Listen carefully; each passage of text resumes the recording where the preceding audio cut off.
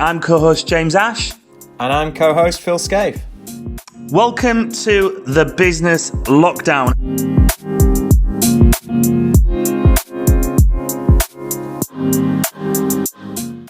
Welcome to today's episode. I am buzzing to have none other than Senor, the one and only Phil Benson. Phil has a number of businesses, a number of plates spinning, one of which is the Cocktail People, the Drinks Fly. He has a store which is called the Store on Pier Street, which is in Hull, East Yorkshire, and we'll talk about the uniqueness of that business. Zing Education. To name a number of stuff, we've worked together on events and more importantly for entrepreneurs only (FEO). So we've rubbed shoulders together on many trials and tribulations, more positive than not, of course. Welcome, mate, to today's show. It's a pleasure. It's a pleasure to speak with you, James. Good to see you again. Well, before we had our first guest, which actually was Mr. Simon Long, your business partner and good friend, previous business partner, good friend. So we've got that connection. But you were one of the first people that we approached, and there was a very important reason, more important than any business, that was the reason you couldn't actually join us, and which you hit the press about. So let's just start with that. A new dad. During COVID-19, so give us a little bit of insight. And before we do that, huge congratulations, of course, to being a new father. So yeah, give us how's that been? How's that been for you, Phil? Wow, whirlwind, mate, absolute whirlwind. Noah Gabriel, so that's his name. He decided that he'd come 8 weeks early, and he chose the fantastic time of the day lockdown was announced. He chose to come out the next day following that. So that obviously put a spanner in the works in a sense of, your routine just completely going out the window. It was an amazing experience to, bring your son into the world. But at the same time, it was, quite stressful in the sense of, making sure that he was going to be healthy. Coming out premature, you've always got that worry, and not being, never been in that situation before. It was, it was quite obviously a testing time for both myself and my wife Sophie. But yeah, it was an amazing experience. She had a C-section, and he was taken out straight away because, long story short, the placenta had come away from uterus, so he wasn't getting all the nutrients that he was needing. So the doctors had to monitor him and check very quickly whether he was going to be able to be let, whether we were going to basically deliver him on that day. And they made a decision very quickly that he had to come out. So we were sort of rushed into surgery, scrubs on, all the rest of it, and next minute he's out, and it's just like, wow, this is unbelievable. And it was all happened in a flash. He was taken out, he was put on oxygen, he was weighed just over 4 pounds, and but he was healthy, very small, like a doll, and he was on oxygen, and I got a chance to cut the cord and all that sort of thing. So that was amazing. And he had a full bed of hair, which was unbelievable as well. So almost as much as you, James. So it was it was really impressive. And he was taken straight down to the incubator, where obviously they needed to had to be on oxygen and all those sorts of things. And they said, the midwife came to me and said, look, we've been given these letters, and basically because of the lockdown situation, you're not going to be able to, from this moment, you're not really going to be able to see him, which was, obviously quite devastating, just bringing, just seeing your son for the first time, and then knowing actually you're not going to be able to see him, for a few weeks after that. So I was able to see him in the incubator at that point, and managed to have held his little hand and whatever, and it was quite emotional, really nice to just knowing that he was healthy. He only needed about 2% of the oxygen which was being given to him, so he was already sort of like really really healthy, progressing really well even at that point. But yeah, because he was born premature, but weren't sure how long he was going to have to stay in the NICU unit. So once I'd left, that was it. I wasn't able to come back and see him. So he ended up being in there for 3 weeks. And Sophie was sort of in there, and then she came home for a little bit, about 6 or 7 days afterwards, and went back in to do some transitional care. So it was, it was just a completely mind-blowing experience, to be honest. And it was, everything business-wise as well, we'll probably speak about, but business-wise as well, it was all going, taken off a little bit from that side in regards to the new store business. So it was a lot of things to contend with. But yeah, I've kept all the newspapers from the day that he was born, because it was literally Britain in lockdown, and so I thought it would be an amazing memorabilia for him when he's looking back, to see what he came into, really. Well, this is going to be a moment in time for all of us, anyway, and I was almost going to say under normal circumstances, but that almost doesn't apply anymore, does it? What normal circumstances, what does that look like anymore? And everyone's talking about a new normal. However, I mean, what a pull on emotions that must have been for you guys as a family. And we've spoke to many guests about juggling kind of like home and school life for parents with young children in school. However, you've got a newborn in hospital there as well, and I mean that must have just been a roller coaster for you. Yeah, massively. And I think it was more the fact that it was unexpected. Obviously we knew it was coming, but it was just the timing of it all. Sophie in the morning had said, was complaining of having a few pains, whatever, and it was she was asked to take paracetamol, whatever. So we weren't expected, to be having our son on that day. So I remember just running. She rang me and said, "I'm going to the hospital," and I remember just dashing into the car, driving over, and I have to say, within half an hour, whatever, he was there. He was here in the world. It's like, wow, and it was amazing. The NHS were amazing, and the speed that they did everything, the efficiency. It was a walk in the park for them, and I was like, sort of like, what's going on, whatever. But they're very, very much professionals, and that's what they do. So it was great. We knew he was in safe hands at that point. Well, let's go back to the lesser important things than compared to parenthood, especially being a new father. I mean, it's important that we start on that. I mean, sometimes with guests we go back to the beginning straight off, but that is current times and huge struggles and huge huge success and happiness for you as well, that seems to have gone hand in hand. But let's go right back, Phil, and talk us through your business journey. How and why you got into business. Maybe what did that look like before going into business? Take us back and when that was.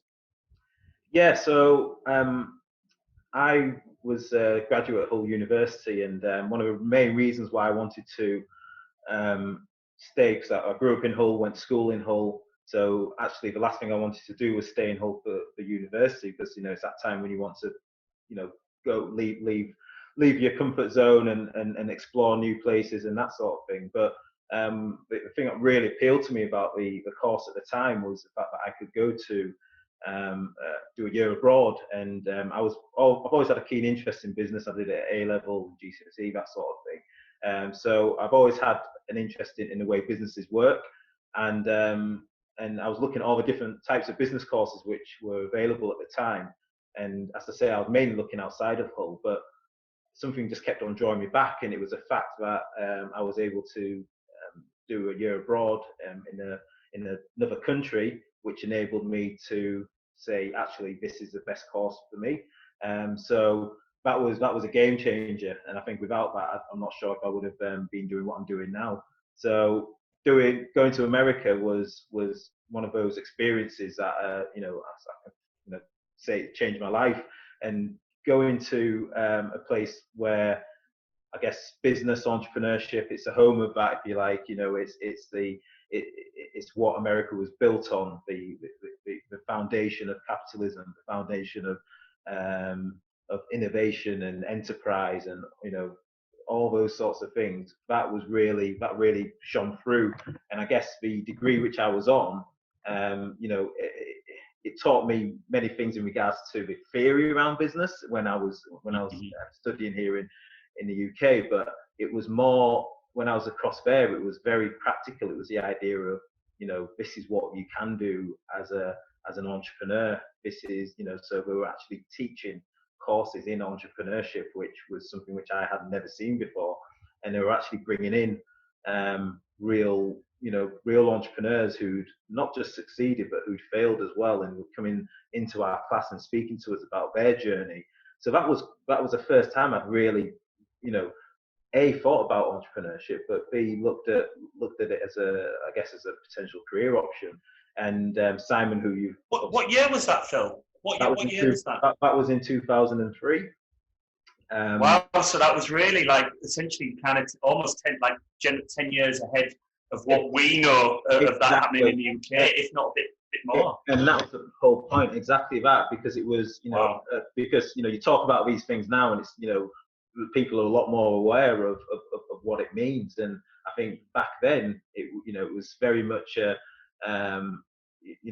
something which people would, I don't know, unless you were doing it, it wasn't really spoken about. You didn't have the TV programs which highlighted these sorts of opportunities for people to go out and start their own businesses and that sort of thing. So for me, it was revolutionary. It was eye-opening. It was, and it showed me that actually there were more opportunities beyond just saying, well, I'm going to graduate and just then do the standard route of going into a graduate job. So going there opened my mind to those possibilities. And I guess, you get informed by the people who you're around as well. So Simon experienced, similar things to me when he was in South Carolina, I was in North Carolina. And we actually, it was funny because we got together once, I think, in our whole year there. And, so you were out at the same time? So we were there at the same time, and we sort of knew of each other, and to say hi to, but we weren't best buddies or anything at that point. And obviously we both went to America at the same time, and he was in a different state to me, different college, university to me. But we came together to play because we were both on the rugby team, so we came together and played rugby. And I said to him, before the game, you need to stay over afterwards and get some drinks and whatever, and have a little bit of a party afterwards. Anyway, we played the rugby game. I don't remember who won. I'm hoping it was us. I wonder if Simon does. That maybe suggests that he won that game, Phil. Just to put it out there, maybe. We'll see. I don't remember, but all I do remember is that he went down for a tackle, and next minute I hear him screaming, and his fingers being dislocated. So he was rushed to the local hospital. And that was the end of him. So there was no. So after that, I didn't see him after that situation. But when we got back to Hull, it was amazing because obviously we both shared, as I say, similar experiences. And one of the big things which was in America at the time was smoothie bars, and again, it was a concept which I hadn't been aware of. Going into a place where you can pick whatever fruits you want, or you can mix together, and in a sense, having a meal from this one convenient place in a cup, which was something which I thought was amazing. And at the time as well, I had some Aussie mates, and they were telling me how popular some of the bigger brands like Boost Juice were. In America at the time, it was Jamba Juice, and then they had lots of different independents and who were doing different types of smoothies. So again, that was quite an eye opener, and it was one of those things where the perfect storm, in a sense, came together. So I shared my experiences with Simon. We talked about business, we talked about entrepreneurship. We said, look, why don't we do something? And actually, the gap in the market at the time was around that health food side of things, and we thought the smoothie bars was such a great concept in terms of informing people about being able to eat healthily, but at the same time getting something which was tasty and nutritious. So it was such a perfect storm, which got me to then decide to set up our own business at that point. And that originally was Zing Smoothies, right? Xing. Xing, yeah, that was Zing Smoothies. And I remember approaching. So I had some friends at the sports centre at Hull, and I remember approaching the duty manager at the time, Jody, and saying, "Look, Jody, been to America. There's this concept called smoothie bars. Are amazing. You get fruit, you can blend them and take away whatever. This would be great for your members." And it was something which was alien to this country, and it was before really innocence started to emerge, but it wasn't, people weren't really aware of this concept.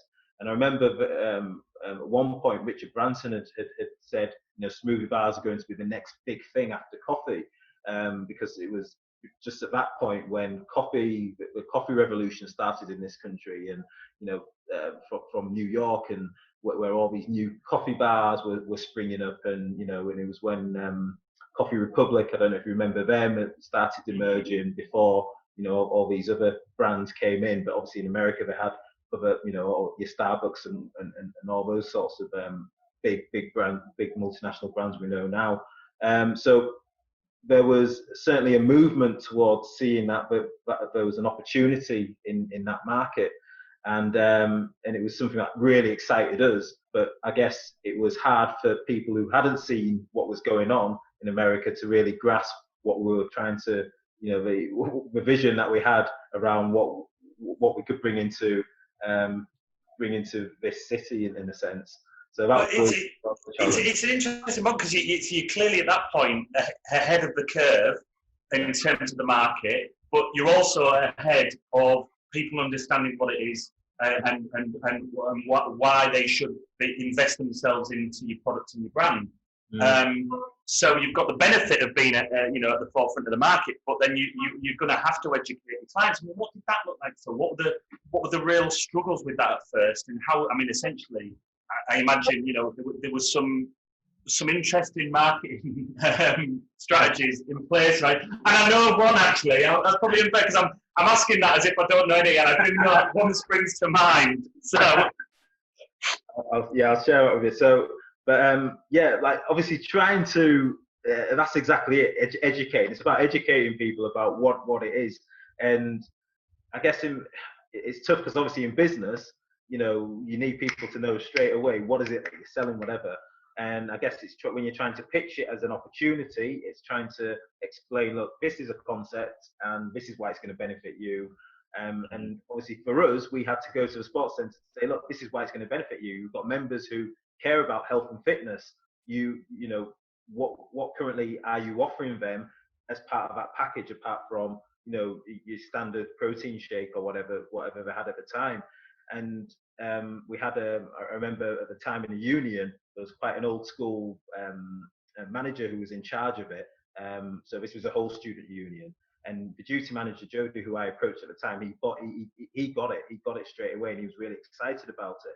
And we had to obviously go to the powers above to try to persuade them to say, look, there's an opportunity for these guys, for graduates, we've got this really great concept, can we get it in here?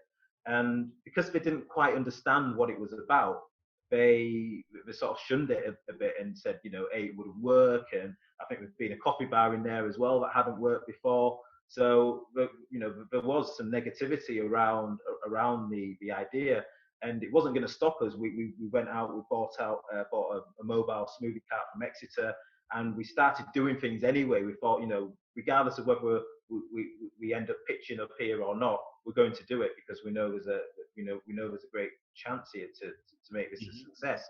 And it needed us to be certainly. We had to keep on pushing at that door. And to be honest, mate, we ended up just going there with our smoothie cart without permission and landing it in there. So it was like half a ton. This car is like imported from Germany, had lights, had everything. It was fantastic. And we ended up going to the sports centre, and they didn't know we'd bought the cart, and we had nowhere to actually store it either. So it was a case of, right, we've turned up with this, and we said, oh, sorry, we thought that, we were almost there with the agreement, whatever, and we weren't there with the agreement, but it was just stalling and stalling and stalling, and actually that, in a sense, that forced a hand. That meant that actually we got an agreement much quicker, because we actually had the cart which ended up going into the sports centre was already sat there, and so we actually got our contract with the sports centre based on just turning up with it. So that was I guess a bit of a risky move, but it worked. Well, is it always what's the famous entrepreneurial saying is ask for forgiveness, not permission, right? And that was, it's true. Yeah. We didn't even have a ramp, mate. So we had to pull down some doors, like from the, and have some boxing pads, the big pads to support it, so that when the cart was coming down the van, that it wasn't going to snap the door. So we didn't even have a ramp to actually take it off. So obviously we weren't pleased at that point. But I think they forgave us because we did help to increase their membership from trading there once we got going. And so you started to see results pretty quickly. Well, and I'm pretty sure I remember you didn't really have a marketing budget. So no. I mean, I know there's a lot of people. We've had people inboxes through the business lockdown and make comments. And some of the questions is, how do you reach your target audience? How do you gain more of a following? I don't have a budget for marketing, but I've got time to invest. So I mean, how did that look for you in those areas? At the time, we were reading a book called Guerrilla Marketing by Jay Levinson, and he sort of epitomized what it's like to do marketing at basically a grassroots level, no budget, but making an impact. And that's I guess there's a bit of a fallacy in especially at the time in marketing, that you have to throw loads of money at it to be able to get the result that you need. And actually, it's about being creative and understanding your market to then anticipate what's going to work with them and what's going to capture their imagination. So for us, we were in a student community. We were both ex-students, so we I understood what the student mindset was. I understood what they wanted. I understood what they didn't like. So it was. And in any business, it's important to become, in a sense, a guru in your field and what you're doing, because without having that market understanding, and how you're going to be able to sell your product successfully into that market. So it helped that I'd actually come fresh from that market to then know, okay, what can I do to then get people to understand who we are, and to ultimately buy into us as a brand, and buy into our products that we're trying to sell them. So hence our marketing ploy, which was dressing up as nurses, as you do, because we decided, right, if we're going to launch, we're going to go into the student union, and we're going to actually speak to people about our products, and we're going to give them hangover cards, because we know that everyone's going to be drinking. We know that people the next day are going to be looking for things to try to cure them from their hangovers. So actually, by dressing up as nurses, we were using a tactic which obviously got people talking, which actually got people remembering who we were. So even if they'd been drinking a lot that night, that probably the last thing they would have remembered was this really ugly nurse giving them this hangover card to come and get a free booster with their smoothie. And it worked a treat. And I think there's 4 of us who got dressed up as nurses, and we just had a really good time. We were partying as well as the students, knowing actually we had to get up the next morning to work. And I remember having still red nails and half makeup, half sort of wiped on my face, trying to serve the smoothies the next day. But we had a massive queue, so there's a massive queue of people, and all because we'd engaged with them, and they thought it was hilarious, but it was actually giving them an opportunity to cure their hangover. So it was that sort of tactics that we were using at grassroots level to try to get people to understand we're a fun brand. We're not a corporate brand. We're part of a student community, and we're here to serve them in that way. And it was successful? It was successful, mate. Yeah, because it put us on the map, but it also, I think, as I said, we had queues which were going out the door, which was amazing, and you know, things like, freshers flu, things like, it's function. We were selling what ultimately are functional drinks. So we were selling, freshers flu, for example, saying, boost your immunity. You need fruit and veg to boost your immunity. If you've been drinking, you need rehydrating, you need vitamins back into your system. So it's those sorts of messages which they could understand, but actually we were doing it in a way which engaged with our target audience. It wouldn't have been if we just walked in there and said, well, like the parents saying, you make sure that you drink water after you get back home, or that sort of thing, then it wouldn't have resonated with them. Whereas actually dressing up as a nurse during Freshers Fair meant that actually we were able to engage with our audience in a way which they could remember us, and they could have a laugh with us, but also we could get that message across to them in a way which would work for them and for us. It's almost like the kind of advice there is almost to say, like, it's important to step outside your comfort zone, but I don't think you and Simon dressing up as nurses, it's fair to say that that's outside your comfort zone, mate.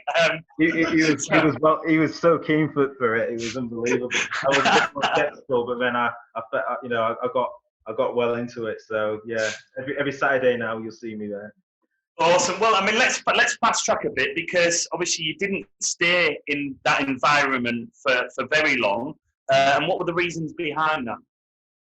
So I guess the idea was, we'd done a number of different events with varying success.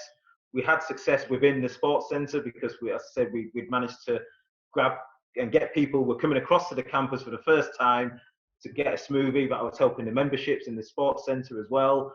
We were getting more awareness on campus. We started doing delivery services on campus as well.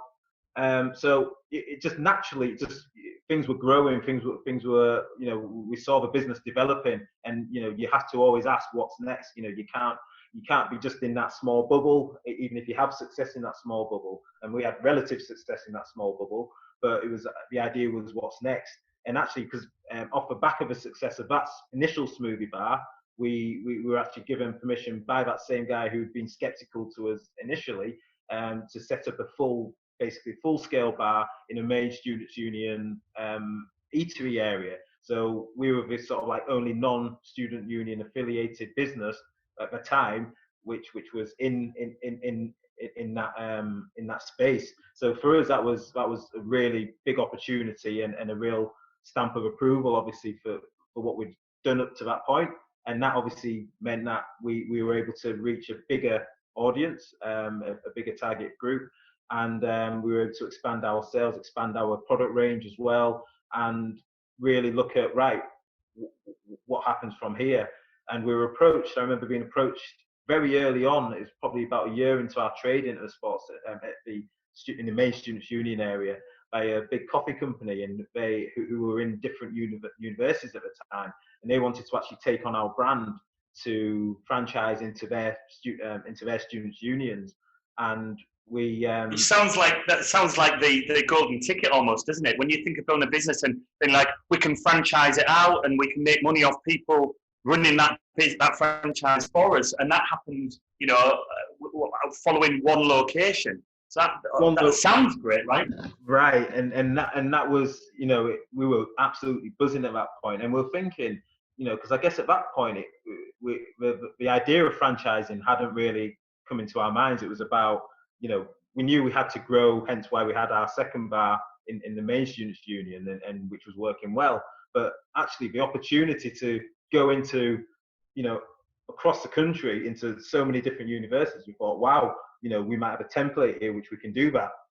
And being approached by these guys meant that we had a gateway or a vehicle to be able to do that. So we had to analyze that really carefully. Obviously, we had meetings with them on over several weeks, looking at how that model could work. We'd never done this before. Even setting up this business, it was a blank sheet of paper. That's all.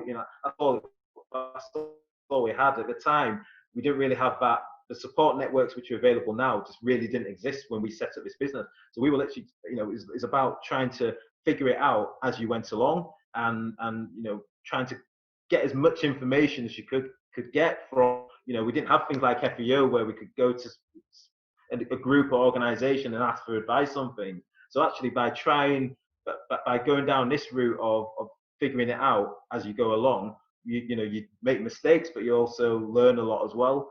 And we decided at that point that we weren't going to go with this organization, just simply because we felt we wanted to do it ourselves, and we didn't feel that the payback that we'd get from doing that was going to work. So we chose to basically franchise the brand ourselves, and we ended up going into Liverpool to do that.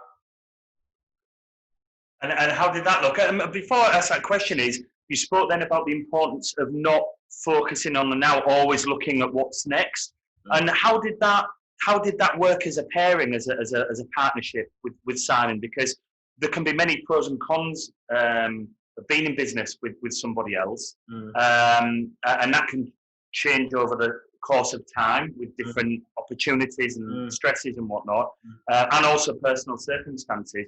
Did you find that you were both in the same mindset with that, or was one more of a visionary and one more of a focusing on the now and the details at present? It's interesting because there's a good book called Small Giants, and that talks about businesses and basically doing what you do, but doing it really well and not always having to grow and to be successful, essentially. And I think, me personally, I've always been of that mindset of growing and doing it in a way which obviously is sustainable, which works, but growing, because I think if you don't grow, you die. And there's plenty of fantastic small businesses there which are successful, but there's only, I think there's a ceiling to where you can get at that point. So actually, if you're not looking at growing, then you potentially, I think there's only one way which you can go if once you've hit that ceiling. So I guess we were on a similar mindset, but I think I was certainly very much of looking at growing. Shambles Kitchen, for example, was a good example of that, where we transitioned from the smoothie bar to what Shambles Kitchen is now, and I would have been, I was of a mindset of looking at how can you grow this sort of brand elsewhere, whereas I think Sam was more focused on, really making that really special place where people will be coming and whatever. So, there's no, people have different ideas and want to run the businesses in different ways. And I guess in a partnership, it's like a marriage. You're going to have agreements, you're going to have disagreements, you've got to have compromises, you've got to, and we had a successful, sort of 10, 11 years together where, we wouldn't agree on everything, and you wouldn't expect us to agree on everything, but actually fundamentally our vision for what we wanted the business to be intrinsically was the same. Where we wanted it to go may have been different in that, in that sense, if that makes sense. So, so I think, but having a business partner, I think is always, if you can find someone who you can bounce off, who you can, because being an entrepreneur it can be a very lonely journey. It can be a lonely place, especially if you don't have people who you can. So actually having a partnership in that sense is a way of being able to grow something together with someone who you can hopefully trust, and you can hopefully get to, that two heads are better than one scenario. So yeah, it was an interesting dynamic. So that's quite, I don't think I've been asked that question actually before, so that's a really good question. And you're both you've both been at uni, you've both gone to America at the same time, you've experienced the same thing. It's both of your first venture. So there's many of our audience will be looking at the pros and cons of going into business with someone or being on their own. But I mean, you certainly had all of those things going for you. Youthful, full of energy. The stars seemed very aligned. Then tell us about, what happened with the progression. Was it Liverpool, you said? Liverpool, yeah. So we decided to franchise I think we approached, for some reason, and I don't, it eludes me how we actually got into Liverpool, but I think we approached them or something, and it was Liverpool John Moores at the time. And we told them about the concept, and they loved it, and we basically got a franchise in there more or less straight away, which was great. So this was our first operation, which was outside of our our current location, and where we actually had to travel from outside of our our hometown to see our outside your comfort zone, right? So that is outside your comfort zone. Yeah, massively, yeah. In a different place, and we had to, we had to, the whole business changed in regards to the dynamics of that. As soon as you're franchising something, you've got to create franchise manuals, you've got to do training, you've got to, it's that whole brand, the brand value then becomes, someone's in charge of that. It's not you. You sort of letting go of control in a sense. So that was certainly a massive learning curve for us, because we were in a situation where we were giving this our brand to someone else to operate for the first time, and we didn't know how it would go. And we had success in the sense of it. We managed to get it going. Off the back of it, we actually set up a second franchise at Liverpool Guild as well. But the challenges of franchising can't be underestimated, and I think it's although it's a quick way to relatively quick way to grow your business, you've got to be aware of the downsides of it as well. And I guess from our point of view, we found losing that control of the business meant that we couldn't really it was hard for us to, unless we were there all the time, to monitor that and to see what was going on. So you go across and you do spot checks, in a sense. You do quality control, you do additional training. And I remember going up to one of the staff members at the time to get a smoothie. This was at Liverpool Guild, and the staff member didn't have a clue that he was even supposed to be selling smoothies. And at that point, it was like, what's going on here?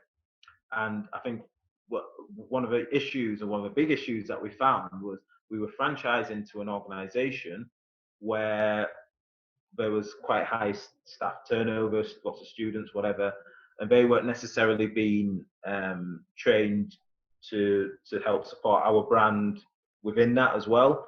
And so there was obviously gaps which were happening, which meant actually either the quality or the awareness of what we were supposed to be doing wasn't there. So at that point, it became quite worrying for us, and we had to really figure out, okay, do we keep on going with this or not? We had relative success. We managed to operate it for at least a couple of years, I think. But I think it got to a point where we felt that actually it wasn't going to be the right route to go down in the way that we're looking at doing it. Wow! So decision made. And then was that onto Shambles Kitchens? That was onto the high street, right? Yeah. 2009 was when we decided to go into the high street, and we were approached by a couple who was selling the business at the time, which was a juice bar. So again, this was more an opportunity that came to us, and parallel to this going on. That's when we started doing stuff in schools as well at that point, because we were approached by a primary school teacher to actually do some work in their school about healthy eating. So we had that going on with healthy eating, just doing classes, workshops with primary school kids. And then parallel to that, we were looking at opening up our first high street shop, which was obviously what is now a Shambles Kitchen, but was under the same Zing brand at the time. And it was basically going to be exact replica of what we had at the university, was going to be put onto the high street at that point. So we had a concept which worked within a university setting, and we were looking at then moving that onto the high street to enable us to I guess, reach a new demographic, but also have that high street presence where again growth potentially could be seen. And obviously your bigger brands of smoothie chains were high street brands, so your Boosts and those sorts of companies were all high street brands. So yeah, that was a whole brand new challenge in so many ways. And operating within a university scenario, I wouldn't say it was easy, but it was in the market which we obviously understood. We were quite incubated. The students were very, we had a captive audience which were on our doorstep essentially. Whereas on the high street, you're having to operate under different rules. So that was a completely different scenario for us to try to figure out. And I personally learned so many lessons from setting up a high street shop, probably more than anything else. And that was in the city of York. And why did you choose York? Was it purely because of an opportunity, or you saw that? I mean, it is the second most visited city in the UK behind London. So yeah. I imagine that had a part to play, right? Yeah, it's obviously very relatively close to where we are. It's a very popular city, lots of tourists. A mix of people who live in the city. So yeah, it's a good opportunity from that sense. We were actually approached by a couple who had a juice bar at the time, and they'd heard us on radio, I think, and they said, look, we're looking at selling our juice bar. So we actually went to have a look at it. And because it had been a juice bar there, it was on the famous Shambles as well. So, one of the most historic streets in the world. To be part of that was exciting. There was so many tourists, so we felt actually there was a lot of opportunities for us if we're going to do it anywhere, then actually this would be an ideal place for us to start. So yeah, it was very exciting from that point of view. And what time of the year did you open up the doors? What time did the business launch? Because again, those negotiations, the initial negotiations happened around Christmas, just before Christmas time. But for us, we felt that wouldn't be a good time to launch a smoothie bar business, and actually history has proven us right in that sense, and hence why the changes have come about from the business. But we launched in the summer, which would then give us that kickstart in regards to the nature of our product. Customers' perceptions were completely different on the high street versus in university. So where in a university these smoothies were seen as being functional drinks, on the high street it was very much a nice refreshing smoothie. So the mindset, the customer mindset around purchasing these products was completely different. So we found going into leaving the summer, from the summer going into the winter, our sales would completely tank on that side of things, just simply because people's mindset wasn't to buy a smoothie. Whereas it didn't matter if you were in the winter in university, because actually if you're buying a functional drink, which is grabbing it to play sports or grabbing it because you're feeling a bit rough or whatever it is, then they were using that product in a different way. So that was one of the biggest eye openers around operating on the high street at that time. That's very interesting, Phil. So did you plan for it to happen, or did it kind of almost happen overnight and you had to adapt really quickly? It had to, because it was one of those where we'd had a relatively decent start. People, because we knew we could operate the business a lot more efficiently and effectively than the previous owners, and it had been known as being a juice bar, so we had that to our advantage. But it wasn't enough. On the high street, you needed more options. So I wasn't a trained chef. I wasn't, and I didn't really have a food background at that point. So, but we needed those things. We needed, sandwiches for people to buy. We needed other things, coffee. We needed other things to complement our what was at the time our core offer. And Zing Smoothies was obviously telling people straight away that we were a smoothie bar.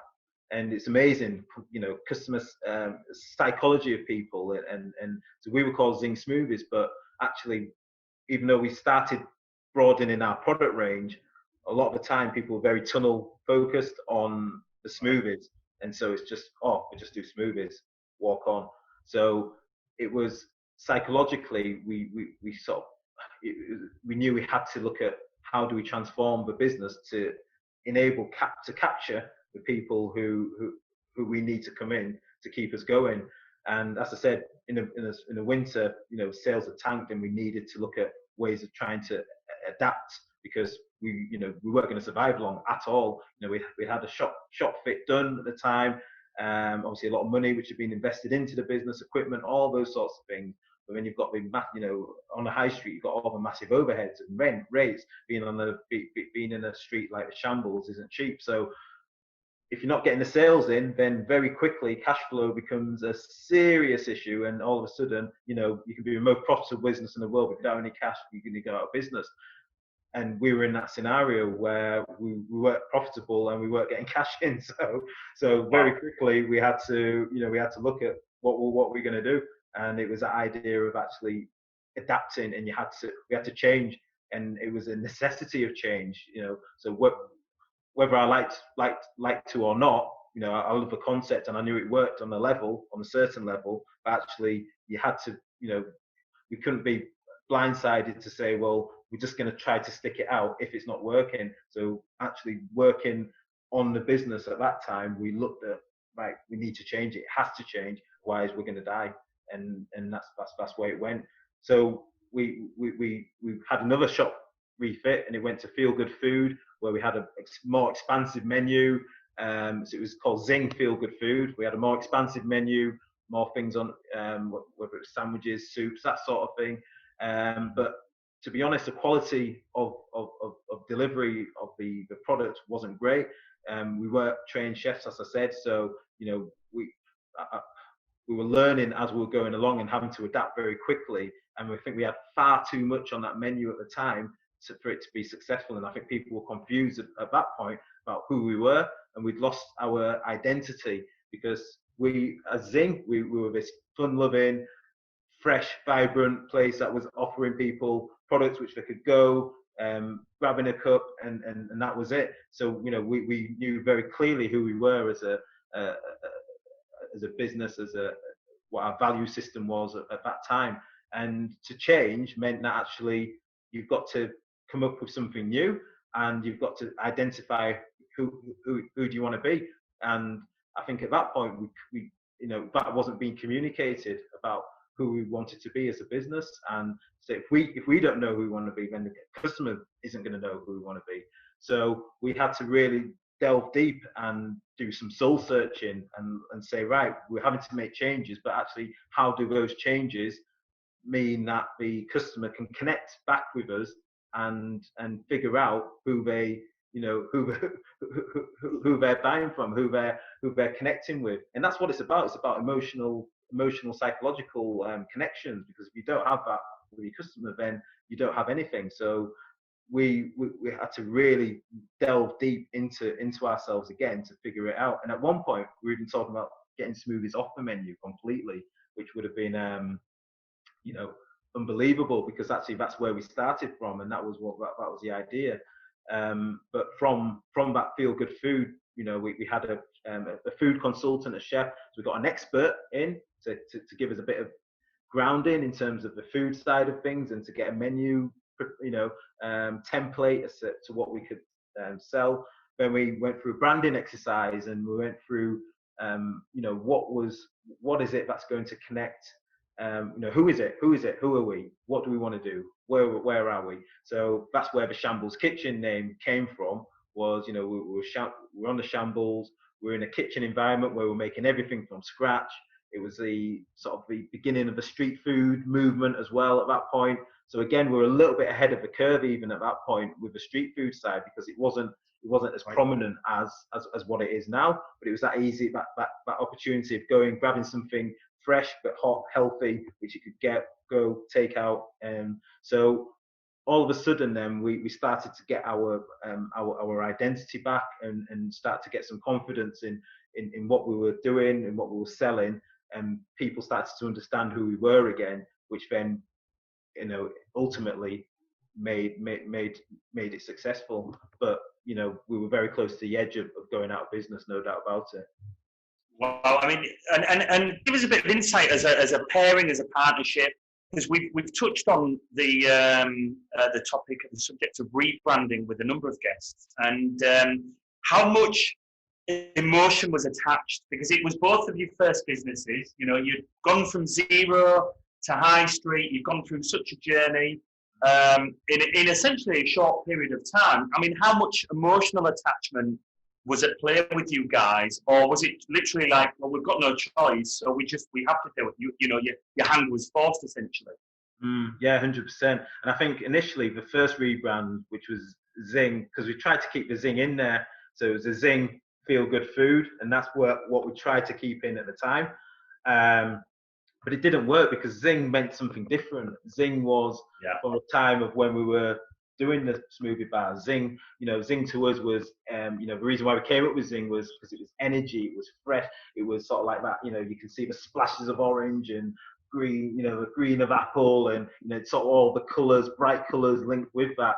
And actually, where we were going to wasn't about that at that point. On the high street, it wasn't about that. And that's, obviously, on the high street, that's why coffee bars were so successful, because coffee bars, the nation's favorite was, they say it's tea, but people were consuming coffee fun. And so all your coffee bars were expanding very quickly. And that's why you never saw smoothie bars ever being successful. And climate's got a massive part to play in that, because the climate in this country is not conducive to drinking smoothies. And unless, as I say, you've got a customer where the customer's perception of that drink isn't as a refreshing drink that's going to keep you cool on a warm day, then actually the psychology of that customer to buy a smoothie in the winter isn't there. So, or isn't there to the level which will enable you to stay in business. So actually, by creating an environment where the shop refit went from being bright and fresh and all those bright colours which you'd see in the summer, actually went to be toned down, the wood to be dark, dark walls, but then white tiles of the kitchen element was put in there. But that was no longer Zing. That's changed, so it could never stay as what it was. And I guess in some ways it was sad to lose it in that direction. But the work I was doing in schools at the time meant actually it worked much better in that context, because it was a continuation of where it had started, and the core of the smoothies was still there in the education side of the business. Mm-hmm. So being able to use Zing in that context meant that actually the brand hadn't died. So it was still. So you still had that itch that was being scratched, right? You still had that emotional satisfaction, essentially, because as you said there, you've got your initial brand and direction, which is colourful and exciting, and it's new, and you're driving towards, and then all of a sudden you have to dull it and tone it down in colours and the offerings and the general personality of the brand in order to survive. So they're two very different things, aren't they? However, as you said, then you've still got the brand rolling into school. So give us in a nutshell about that educational side, and you spoke how that came about, you were approached, and what that looked like, Phil. Yeah, sorry, I'm just grabbing a drink. Yeah, schools. So schools is amazing, because for me, I wish when I was at school, I had the opportunity to see what it was, what the opportunity for entrepreneurship was, what existed, what was out there. And by chance, as I mentioned earlier, we were asked to go into a primary school initially to talk to kids about healthy eating. So that progressed, and it was great because the kids would order from me. They'd send a message and say, I want 6 bottles of strawberry and banana, I want 3 bottles of this, and they'd send an email, they'd cost it, so they'd know how much it cost for us, and then so they were doing like a little bit of maths to say, right, and it's going to cost us this amount for you to come and deliver it, and that was I guess where the eye opener came, for saying, well, we can really make this into something. So it became, with young kids, it's easy to talk about healthy eating, because they're like sponges. They'll take it all in, they'll absorb it. But as soon as you get to sort of secondary school level, then you talk to them about healthy eating, and they'll want to throw the fruit at you rather than absorb the actual information that you're trying to give them. So we it was about looking at how can we create a program which actually engages young people into business in a way which uses our smoothie business as a model for doing that. So by doing workshop, we created a product development task where we had to create, design our own smoothie and come up with a name and come up with marketing and all that sort of thing.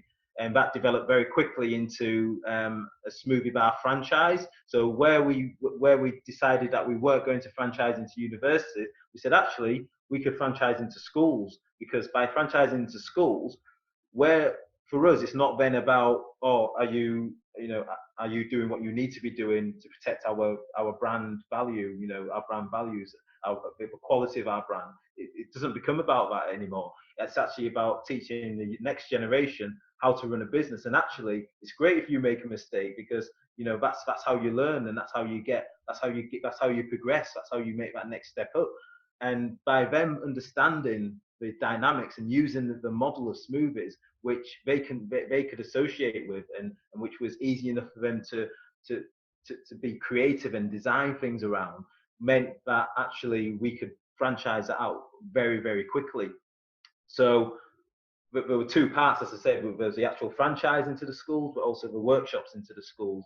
I created an app which then had algorithms which meant they were coming up with different decisions, and the decisions would then determine how much profit they were going to make, and they'd compete in different teams to be able to then just get an overall winner. So I created a map of all the different places in Hull, and it's great when I do that, because it might be like St Stephen's in Zingville or whatever, and all the different things. But we'd be doing this in like London, so we've never heard of St Stephen's before. But you sort of like bringing a bit of home into another part of the country, which was nice. And so we ran that as a smoothie competition where young people were able to learn about business but do it in a fun, creative way. And then we had the smoothie bar franchises where actually they were trading, making real money. Some made some serious money, and where they were actually whether young people were actually getting paid, and they were putting profits back into other enterprise projects and funding other things from it, which is fantastic. So it was a great model, and it was real life. They were doing it for real. It wasn't just playing at it. There's a program called Young Enterprise, which is great, but this was beyond that, because it was actually them operating on a day-to-day level, where they had to take into account health and hygiene, the serving food product. So many of them would be taking food certificates. So it was actually an amazing way for them to learn about the rigors of not just running a business but doing work. You can't just expect to be trading and not then wipe down the surface or clean the equipment or whatever. It's actually teaching the value of work and what that entails as well, which some people, some of the young people may never have experienced before. So yeah, on so many levels, it was for me fantastic, and we managed to franchise this across the country, which was the most thrilling thing from my point of view, because we managed to get in, whether it was London, Wales, Manchester. The best one for me was in a special school in Manchester, in Eccles, because it gave the young people there work experience within the context of the school, where Wow, they weren't necessarily always able to get that. It was hard for them to go to other employers and say, can I get some work experience? So actually, by having something which was within the school itself, meant that they were able to operate a business, learn the skills in a safe environment, which ordinarily they might really struggle to have. So yeah, so that, things like that were really satisfying as well. That's amazing, and yeah, it just seems like everyone's winning on so many levels with that kind of setup, and it seems that it was purely from an opportunity of being approached. It was never a vision. It was never in the planning of the business. It was purely an opportunity, and you took it, and I think that's certainly an important lesson for many to take on board, is that kind of grab hold of opportunities and give them a go. I think we spoke about there's always a risk of too much planning and the perfectionists out there but again, another entrepreneurial saying is say yes and worry about it later. Yeah. That's it.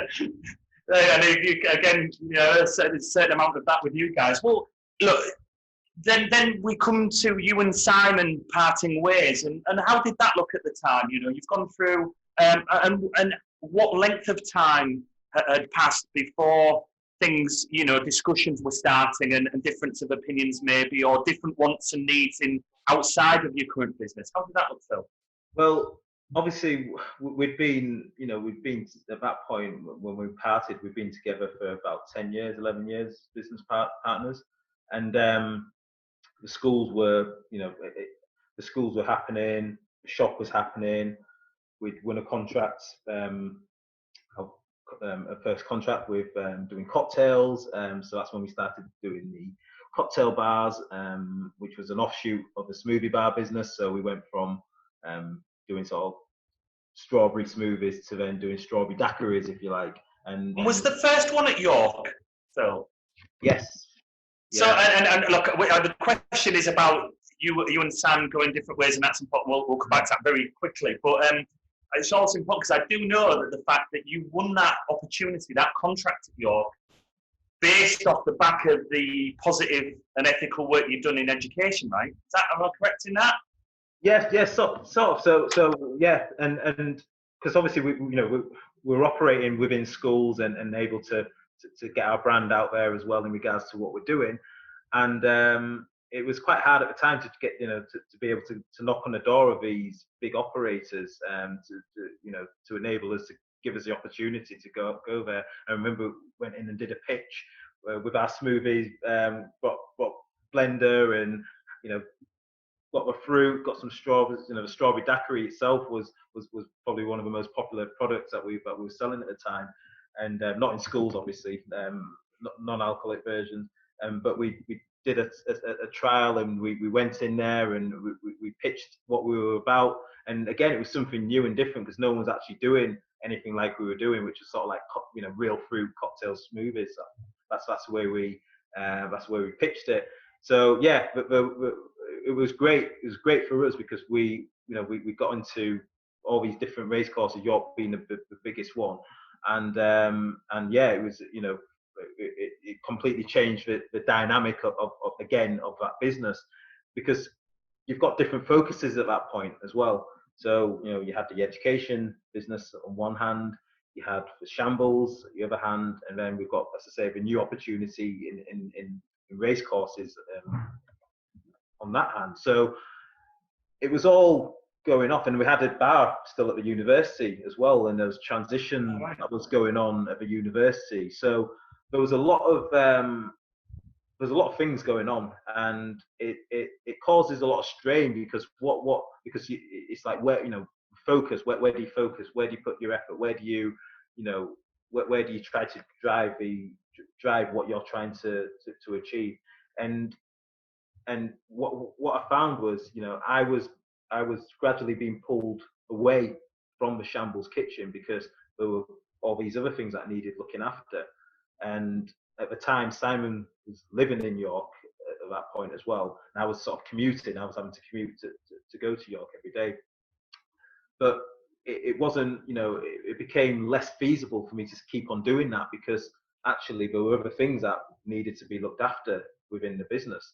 So it naturally, really, it became clear that my focus was weaning and going away from the shambles in York, and was actually being more focused towards the drink side of the business and certainly the education side of the business.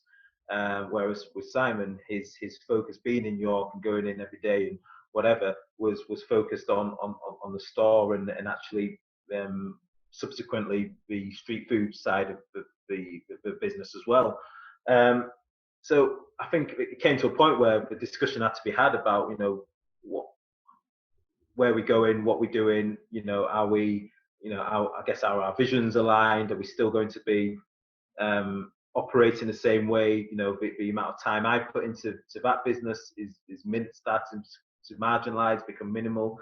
Vice versa, the amount of time he's putting into these other sides, parts of business becoming marginalised and minimal. So, you know, where do we go from here? So I think it just came to a turning point where we said, look, you know, we need to now decide what we're going to do. And luckily, it came to an amicable end, which is always nice. But it came, in a way, it came to a natural end as well, because it got. I think we'd reached our course as business partners at that point, and our focuses were now on other things and taking a business in different ways. So you know, it was obviously, after that amount of time being with someone, growing what we had done at that point, you know, it was obviously a sad time in that sense, but actually it was a new opportunity. Again, it was like sort of like a new lease of life, in a sense that you were you're always in charge of your own destiny as a business person, but actually, you know, you are now back 100, making those decisions 100% rather than 50%. So it was a new, you know, it's sort of like a new feeling, really, in that way. And also, you've got 10 plus years of a business partnership, but in terms of a friendship, the amount of time, blood, sweat and tears that you spend in those 10 years, compared to a normal friendship. I mean, you could argue that's 30 or 40 years worth of friendship, right? that you share. So, I mean, you know, it's almost like what's a cat's got 9 lives, or, you know, a dog's time 7 years of a normal life. It's almost in that kind of way. But so what you know, what was the next step for you, Phil, and how did that happen in journey look? So at that point, it was okay. Now it's sort of like, where do I go from here in regards to what do I want to do? And you sort of like reevaluate. You have to reevaluate everything again, because things have changed. Once the dynamic changes, once the situation changes, and you have to reevaluate. And I guess that's what life's about. You know, you're always going to be going through changes, and change is inevitable. So it's how you deal with change, and it's actually how you want to move on in a way which is proactive, which I guess you still have that passion and vision for potentially where you want to go, but sometimes you have to revisit that, and what is it? What is that passion? What is that vision that you have? So again, it was there's some element of self-reflection in that process, because you have to then figure out for your own sanity, in a sense, where do you want to go? What do you want to do with what's happening? I had very big ambitions in regards to the schools side of it, because I really wanted to make, you know, at that point we hadn't really franchised out into schools, so actually it enabled me to really focus on growing that. We got an education consultant at the time who on board with the team as well, so that helped with propelling that side of it.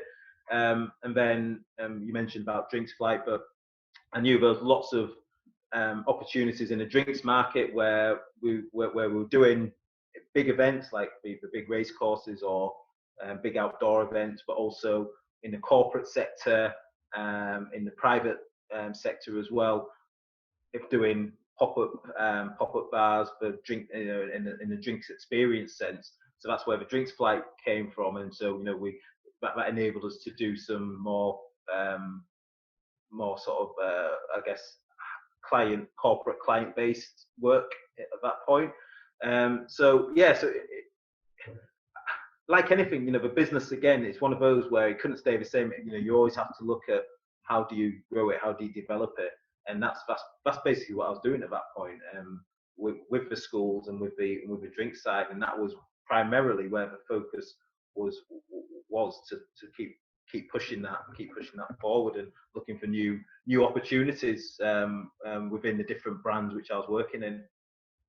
I mean, you've got smoothies in schools, you've got alcoholic versions in events, in public, and you've also got the private sector as well. You know, the corporate. So you know, you're covering quite a wide Yeah. range of sectors there. I mean, to people out there who were looking at deciding which sector to go in, or they're already across various sectors and wondering if they should focus on it, what advice could you give people? Because essentially, yes, you're in the drinks industry, but there'll be similarities within catering, I would imagine, and other services and products. How can you give our audience a little bit of insight into what the main differences between all? I mean, I imagine there's different profit margins, different price tags. I mean, if you're doing weddings, for example, you always put an extra zero on the end, right?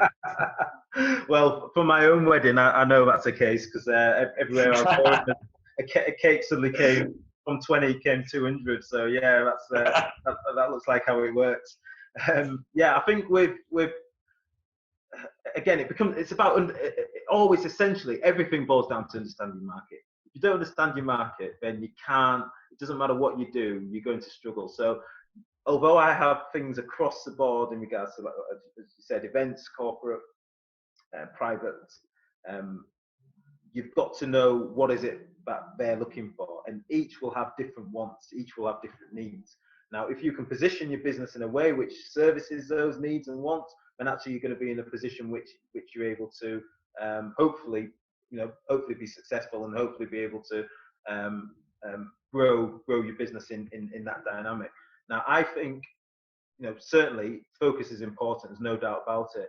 I was in a situation, but if you're in a situation where you've got a business which can service different markets, then it's about how do you message. It's about messaging at that point, because you have to, what you're going to be proposing, like you said, in a wedding, for example, the package that you offer to that wedding party is going to be different to the package you offer to someone who's having a 40th birthday party, because they're going to need different things. The expectation is going to be different. So you have to be able to look, but you could service one market with the same, essentially, staff, the same equipment, whatever you call it, but you need to do it in a different way, because that's what your market requires. So I think it's about understanding who your market is, and being able to fulfill what it is they need, and making sure that that's consistent. Because if it's not consistent, if you're offering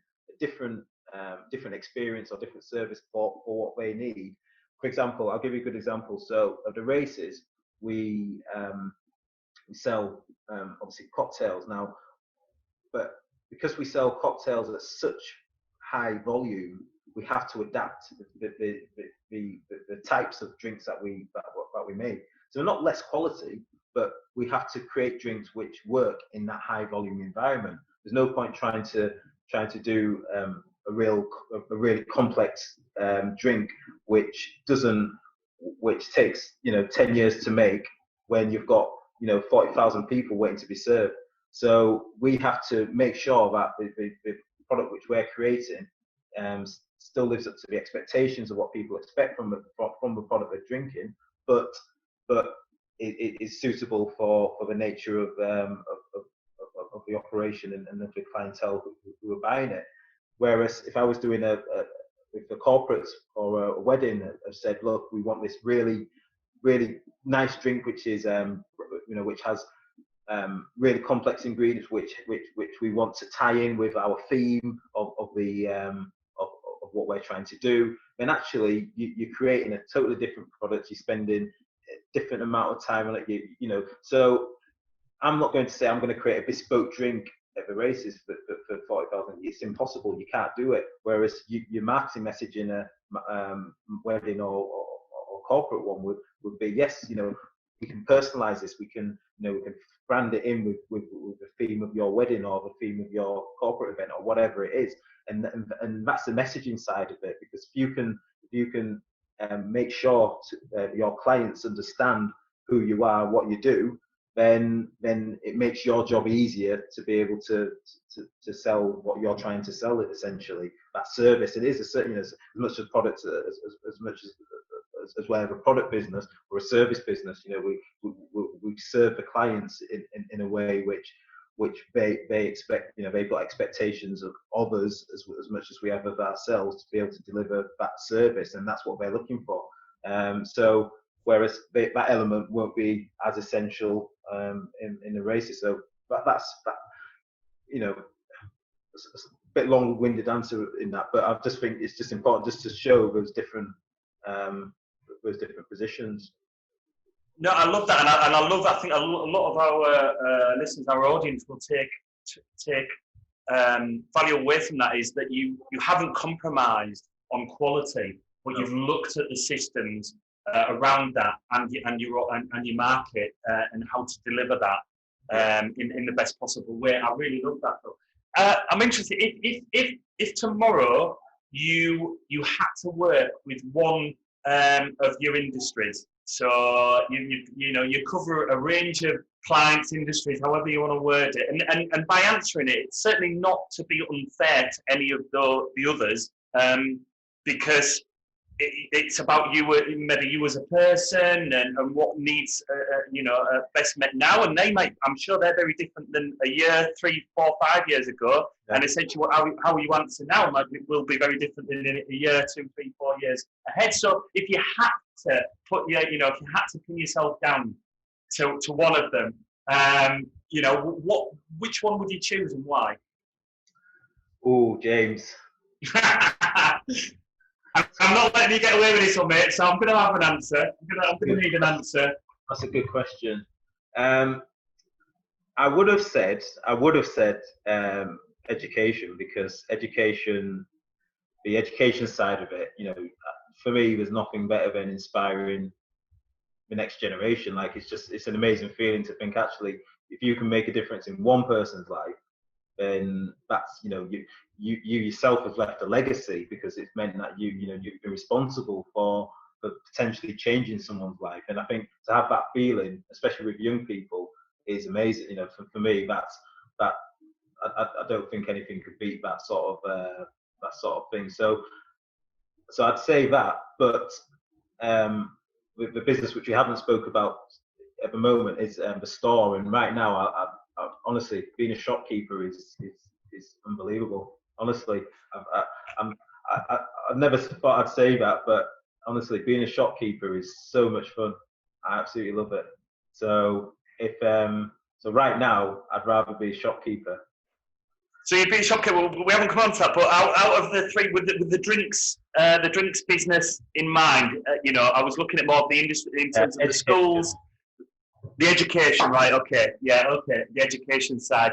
I kind of would have, if I'm not a betting man, but if I had to put a bet on, I would have gone with that, because you work with the 3 Fs, right? Fame, fortune, and fun. Yeah. And they always say if it brings 2 of them, then it's a good way to make a decision. If you can ever hit all 3, then that's like the golden ticket, right? And the thing with education is, and I think it's really important, because I think it's a business, okay, but I call it social enterprise, and a social enterprise means it's got a social impact. And I think every business should be a social enterprise, in the sense of, if you don't have a social impact, then what is the benefit of you existing as an organization? You as a business, you shouldn't be making things worse. So whatever you're doing should not be making anything worse for whether it's the people you serve, your stakeholders, customers, whatever, environment, all those sorts of things. It shouldn't be worse. It should always be better. And I think social enterprise has that at the heart of what it does. So instead of saying every business needs to make money, whereas you're not a business and you can't do what you want to do if you can't make money. So profit is so important, but for any business, but at the heart of it needs to be social impact. What's your purpose? What's the social purpose? What are you giving back? Because if you don't have that, for me, you don't have the soul of a business. You don't have the soul of what's required. So, and that's why the education one works so well, because I think we the model work, we get paid to go in to train, do the training, equipment, all that sort of thing. So as a business, that's how we make money. But actually, when they were trading, all the money which was being made from the equipment which they owned was then going back to them. So actually, you've got a fantastic virtuous circle, which means that anything that they do, and they were buying stock from us, but we were able to get that really good rate for them to be able to sell cheaply into their school and that sort of thing. So for me, that's a perfect business model. So I think anything that works where the user in between it, the parties in between it and whatever are benefiting, and there's a social good that's coming from it as well. That to me is the ultimate. And I think social enterprises themselves, I think we're so under-recognized in this country, really. And I think it's a shame because there's so many fantastic social enterprises who are doing amazing work, and we always see it sort of like they're not real businesses, but actually, they are real businesses, and they economically, if a social impact of what they do has an economic benefit. If you, for example, social impacts of potentially what we do in schools, if that changes one young kid from being a little rascal and doing something that he shouldn't be doing, actually where he's inspired to actually say, oh, I can actually do something in my life, then that's the social impact right there. Or if someone's working with homeless people and they've created a business where they're actually getting homeless people back into work and actually contributing to the economy, that's the cost. That one homeless person off the street is less cost for us as taxpayers, whether that's through the police or hospitals or whatever it is, and actually someone contributing in tax. So actually there's an economic case to answer for with that social side in place. So that's why for me that side of the business is always has to be the number one. That's amazing. And you think like the difference you can make to one person's life compared to a business where you need to have 3,000 customers to break even. Yeah. And then you can start thinking of profit. And you think like they seem such a million miles apart, don't they, in terms of a business approach, a strategy, and what it actually serves your soul and provides as a purpose. So yeah, I absolutely love that, mate. That's incredible. And I hear you. I'm fully on board with that, with FEO and working in schools, colleges, universities, and giving back lots of time. And I know from a personal point, I always used to thrive off. You'd always get the teachers pointing out, the kids that would maybe be a bit challenging or difficult, and I could relate because I was ADHD kid at school that was the classroom and the education environment wasn't suited to me, so I had a fairly difficult time. And identifying those individuals, that would be my main mission, to ensure that they would strive and succeed. And often they would be the kids that would then be the highest achievers at the end of the day, because the way you give them responsibility, or you focus, or you actually, you're not a teacher and you're treating them as a young adult, and all of a sudden the game changes. And they're like, right, so I hear you. It's such a difference. It's so powerful. So let's go from that to Mr. Shopkeeper. So it sounds like you've got a retirement plan and package already lined up.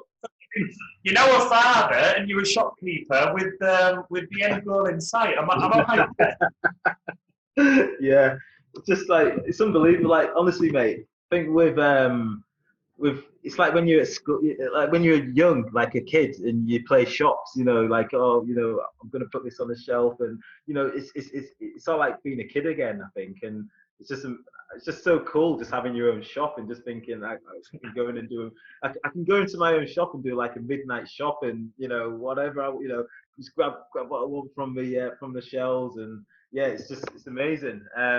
But yeah, like I guess like with anything I do, I have to be passionate about it. Otherwise, what's the point? What's the point of doing it? So, and I'm not going to get up in the morning to do it. So, do what you love, right? Do what you love. Yeah, 100. And so with this, it was certainly it was an opportunity which came up, yes, but I was for many years I've done work with a lot of local producers in one sector or another. And I was thinking, what's a great way of trying to bring all these people together in a way where we can see all these products, all these amazing products which we're making, especially in our local community. So actually, the idea behind it was, can we get a lot of people love local produce, whether it's local coffee, whatever it is, honey, gin. Can we get this all into one-stop shop? Can we get it into one place? And that was the idea around it. But then can we then bring that the local grocery side and convenience side mixed in with that? So we're essentially a cross between a what you'd see a regular grocery convenience store, but then also like a farm shop which works with more specialist products, and it's sort of like that mix that we have within it. So for me, creating this was looking at the bigger picture of, again, not just having one store, but actually can we create something which works on a wider scale. So now when I set my businesses up, I'm always looking at the bigger picture. I don't just, you need your business to work initially as a template. There's a lot of people who try to grow too quickly and basically working off a foundation of sand, and you'll notice even if they expand very quickly, they go out of business very quickly. So actually, it's important to have the right foundation to enable you to propel and grow your business. But I think you should always look bigger, because I think having and I think that's the difference between essentially having a lifestyle business versus a business. Where you probably hear it a lot on Dragon's Den, where there's people who claim to have a business, but it's not really a business because it's it's just ticking over. It's not really doing anything. So actually, to have a business, you have to really, you have to be serious about it and say, what do I want to, how do I want to grow this to reach different areas and to make sure that it's as successful as it can be. So I think with our concept, the idea of mixing local with general and products, also organic, vegan side of things as well. It's a concept which I think hopefully will work, and which I can expand further. And it's been, I guess, during the whole tumultuous COVID situation that we've been in, it's been amazing actually that one thing, which is my smallest part of what I was been doing, has been the has taken over in terms of my time, everything, because everything else has sort of gone to the wall. There's no schools, nothing going on, events, nothing, corporates aren't doing anything. So this is actually the thing which sort of like this little thing's been stood there, just actually doing all the work, if you like.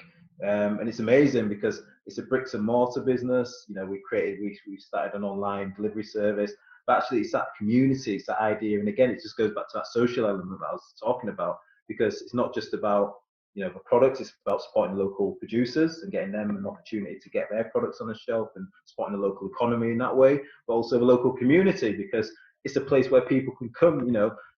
It's fine shopping online. We created an online delivery service which helps people, but people like to talk to people. People like to be in a situation where they can communicate, and so actually by bringing a store in this area where they didn't have one before, creates a hub for the community. And the customers who come in aren't just customers, they are friends of the store. And they'll tell us, like you go to hairdressers, they'll tell us what's been going on from day to day, and about their Auntie Maureen or their Uncle Doris, all that sort of, and it's great. And that's the whole idea behind it. And it's that whole community aspect which really brings together people. And I think they appreciate, obviously, especially at a time when it's been tough for them, to have had us there. It's been nice to be able to have served that community during that sort of really tough patch, and it's still continuing. But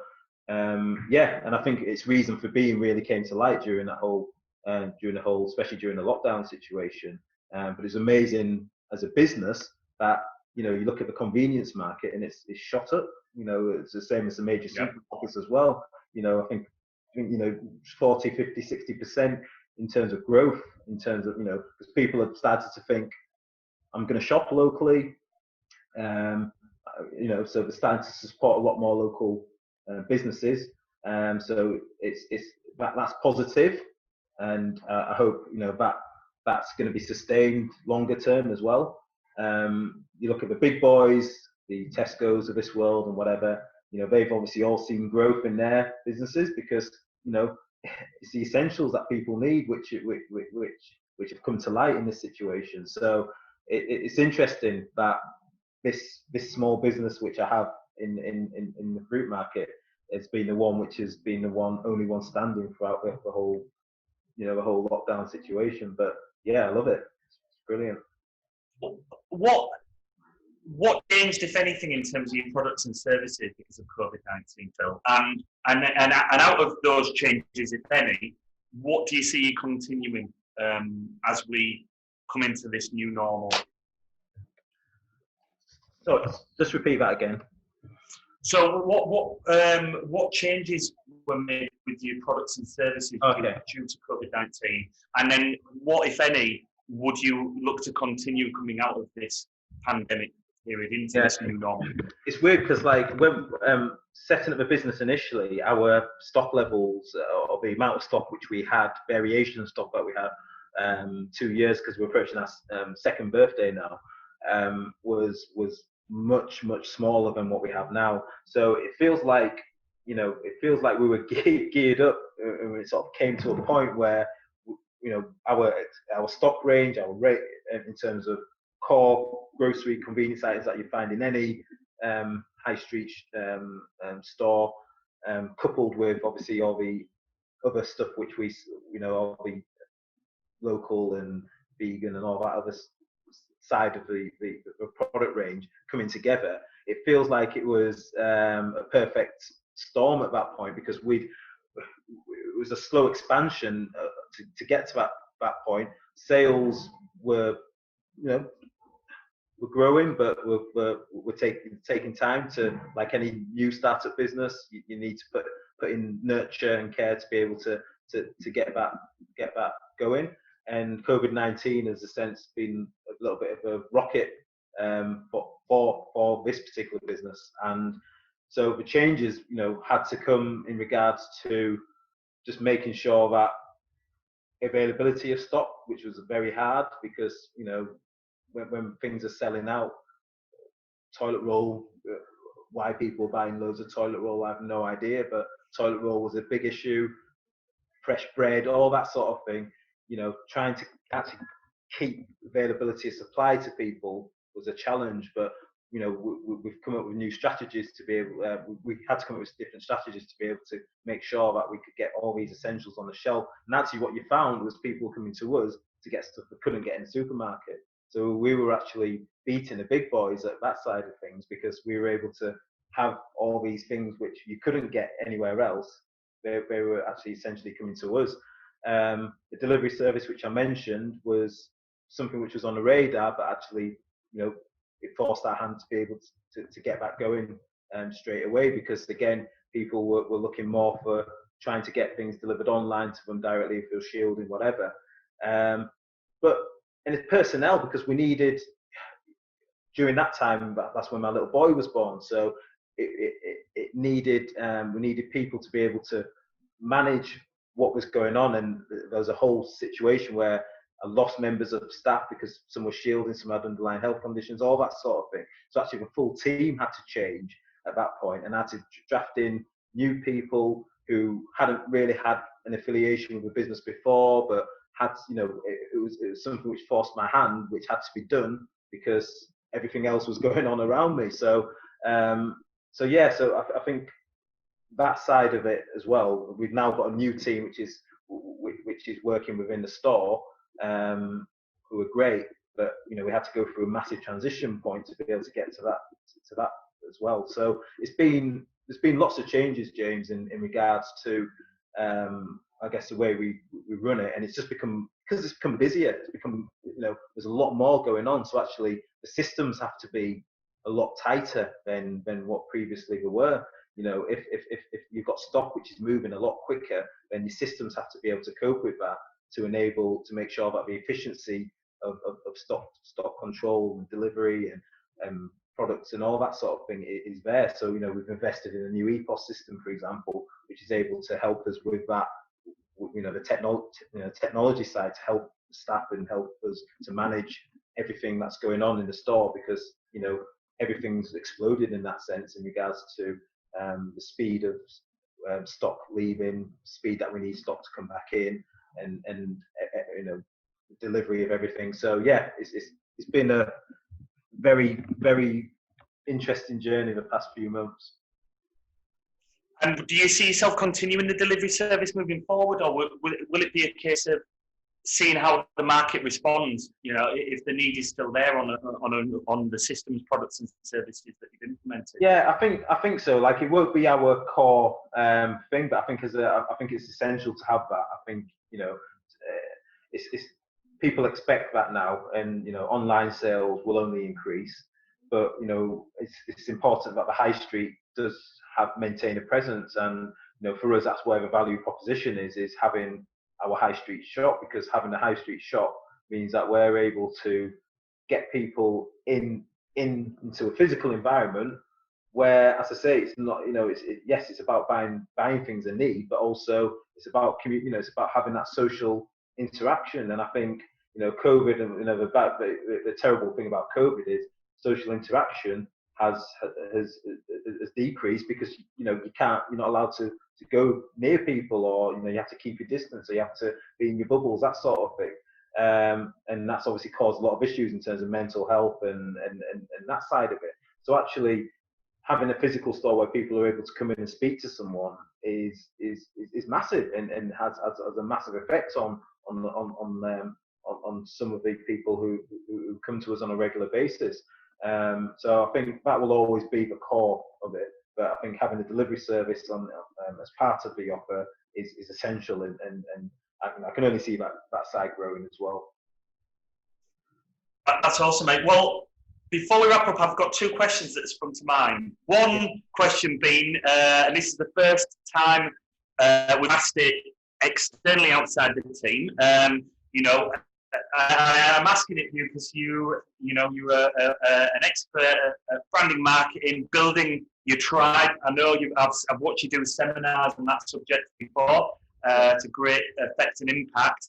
And one thing that we're thinking here is that we started the business lockdown to connect with as many people as possible. We always said, how do we connect with as many people as possible? And more importantly, by doing so, how do we help as many people as possible? So this is the reason why it kind of accelerated our growth to start our own channel and platform. And now we're kind of thinking, well, as we come out of this, although the business lockdown meant that we were all in this together, and we're in this period, we're kind of questioning about a rebrand, and we've got a few kind of ideas about whether we should or shouldn't, because does it have a negative connotation? Because it's a period in time which we've discussed, and the lockdown, and people are restricted and restrained?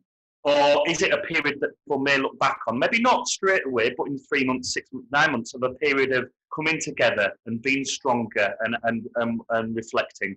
And so what would you suggest?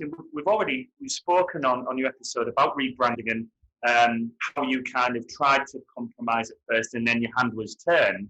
And that might be a process that we look at. But what would be your gut feeling on us having a brand as the business lockdown? And is that something that you would advise to explore, or is it something that we should be proud of that we started this? I mean, we've recently celebrated our 50th episode. We've reached more than 60,000 people in more than 50 countries around the world.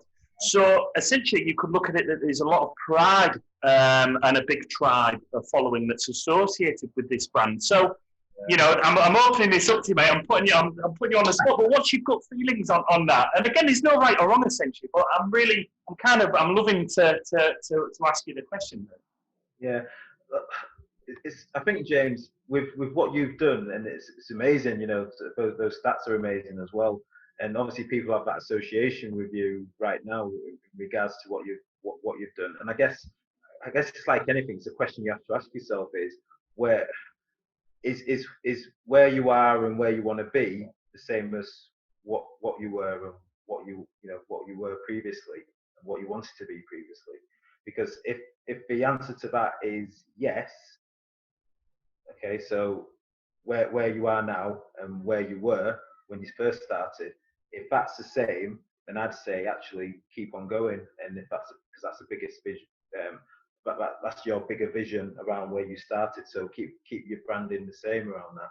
However, if you feel right, we've got to a point where actually we're going to be potentially moving in a different direction, or we've become something else outside of what we or why we actually started initially, then that would be then a case to say, do we need to refresh who we are and what we do and where we go from that. So I'm not really answering your question. I'm more or less putting it back on you to say, you know, based on where you are and where you feel your channel has come and where it's come to, you know, is can you see yourself doing what you're doing now as within the same context for another 60 episodes, or do you see it evolving into something else in the future? And if that's the case, would you then need to reevaluate that side for you in terms of, you know, who you are as a business, in a sense, as an organization? Yeah, I love that, mate, and I'm not surprised, because I often do the same when I'm asked a question. It's rather than go, you should do this. It's just like, well, if you're thinking like this, then maybe you should explore that route. However, if this isn't working out, and you know, you kind of give more than often not bounce that back, get that person thinking, and essentially sometimes often it can be what people already know, right? And I think what's important as well is your purpose and your why. And I think that's kind of what you've hit on there, is to have a think about your why, and what did that look like at the start, and what does that look like now? And if that's still the same, but you're growing and you can see that moving forward, which you said, then great. If there's a need of change and a shift, certainly looking forward, then so be it, and we explore a rebrand and a bit of a direction. But now I love that, mate. And my final question, and I'm stealing this off a good friend of ours, John Borland, who's a business life coach. He's been on our show twice now. Author, father, entrepreneur, great guy. And we've been incredibly proud to work with John on building his personal brand and his podcast. So he's got a great podcast called the John Borland Podcast. So there's a little plug there, little plug. But I'm going to give him that plug, because I'm going to steal for one time only, John. So I'm not going to. This isn't going to be repetitive, but I'm going to want to ask it to you, Phil. And he asks his guests the same question at the beginning of every episode. And this is a one time only, because I'm not going to steal it off him. But if Phil, you could give your 18-year-old self one piece of advice, what would it be? Wow, what was I doing when I was 18? Good grief. What weren't you doing when you was 18? Yeah, very true, yeah. Wow, okay. What would I do? What one piece of advice would you give your 18-year-old self? I'd say to my 18-year-old self,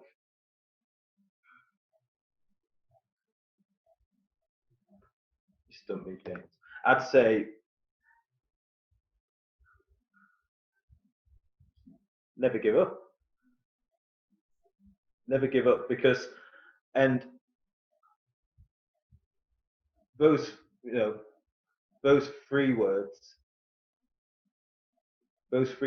mean, regardless of whatever it is that you want to do in life, you should always pursue what you want to do. And it was in entrepreneurship, in business, you will always come up against barriers, and it's how do you deal with that, and how do you either remove it or walk around those barriers. And you know, I've had a very supportive family in regards to what I've been doing, but I remember when I first approached my dad to say I want to set up my own business, it was like, well, why? You've got a really good degree, you could be going into a really nice graduate job, and I want to start making these fruit drinks. It didn't really resonate, make sense as to why am I going to do that. But I was persistent in my, when I say never give up, I was persistent. So I guess it's advice which I guess I've already taken on board, but it's easy to there might have been things in my life where I thought actually I've given up too early, or I should have continued doing what I was doing because I've lost faith or whatever in that vision. So I'd say never give up, because I think it just works for anything that you really truly believe in. Love that, mate, and I'm sure that resonates with so many people as well.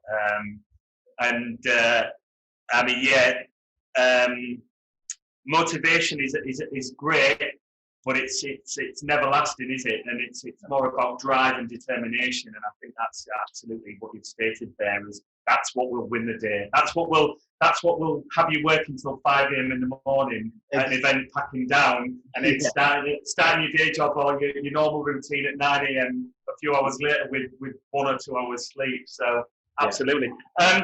Phil, where can people find you? What your websites, social posts? Yeah, so our education, zingeducation.co.uk, find us on Facebook, Twitter, the store on Pier Street. So we do online deliveries, but it's only local at the moment, but you might find a store on Pier Street, another location near you soon, so watch this space. Next 2 years might be near you. And that's the storeon.co.uk. The cocktail people and the drinks flight. If you go to the drinksflight.co.uk, you'll find stuff that we've done, companies who we work with.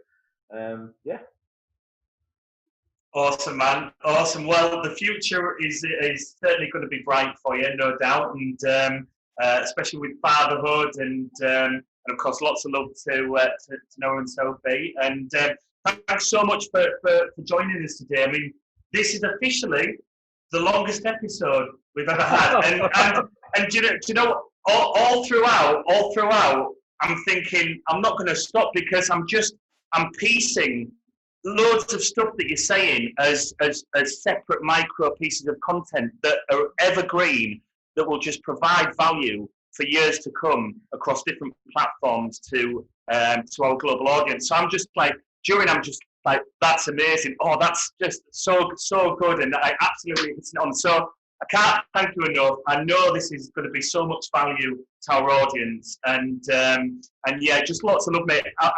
It's been a long time coming, but we've finally had you on, and yeah, just wish you all the best in everything you're doing, and no doubt we will be connecting in the near future, mate.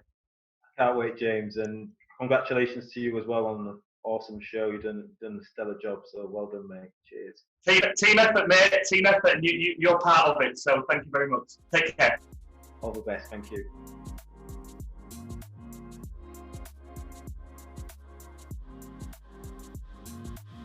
Thank you so much for joining us on the Business Lockdown. Please comment, like, share, and subscribe to help build our global community. We look forward to seeing you all soon.